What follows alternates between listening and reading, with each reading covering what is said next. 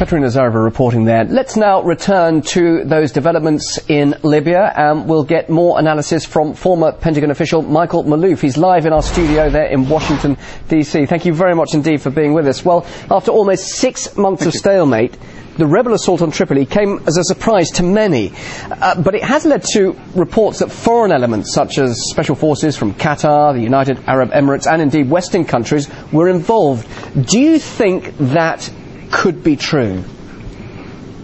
Yeah, I do think it's true. I think that the foreign powers have always exceeded the UN mandate, and I think this has been one of the concerns early on in the United Nations Security Council, particularly by Russia, that the resolution 1973 would be exceeded, and I believe it has been.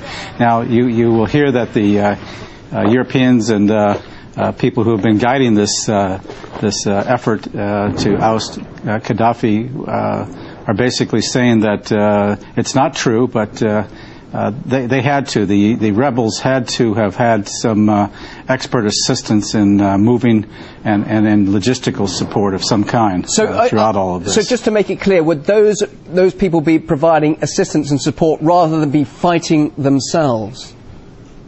Yeah, they'd be there as advisors and moving people around or suggesting how to deploy. And also you got to have coordination with the NATO forces. So there had to be somebody on the ground to coordinate targets for NATO aircraft to bomb.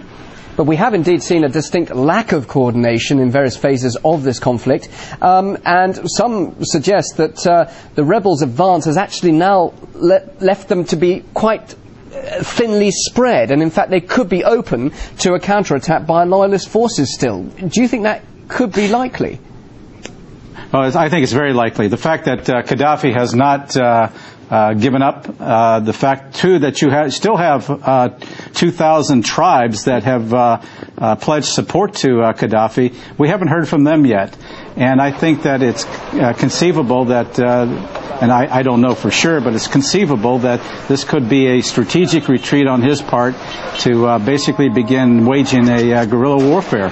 And I think it's going to depend upon what the rebels do to try and shore up security there, because right now it looks like it's very haphazard. They're shooting in the air. They all have guns, and it's very undisciplined. So and I don't see the Transitional Council doing anything to try and bring all of this under control, and I think that is and I think that could play into Gaddafi's hands very easily. And what about Gaddafi's forces, those loyalist forces? I don't know about you, but all the media reports I've seen, I've never really seen them. They seem to me like an invisible army. We see plenty of images of the rebel forces, but where exactly could they be now? I mean, have they actually withdrawn? Have they fallen apart? I mean, you say they could gather again to oppose those rebels, but exactly where are they?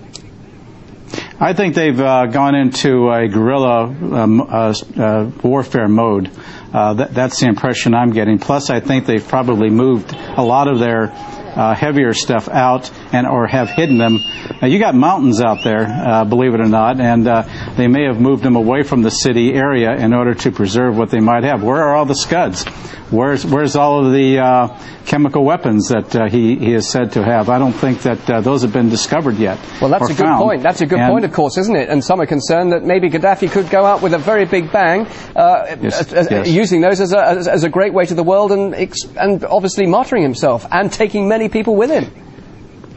Well, I think it could be a prolonged effort, because I think this stage might be that he's going to undertake guerrilla warfare if he's not captured, and the fact that his army has not been contained, I think, is also problematic.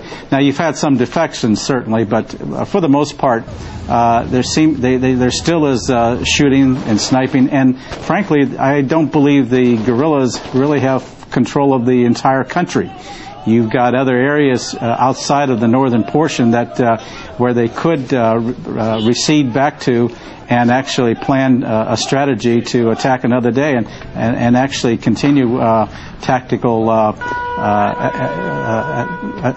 continue attacks into Tripoli or even into Benghazi, and even disrupt oil pipelines and what have you. They could be very, very disruptive.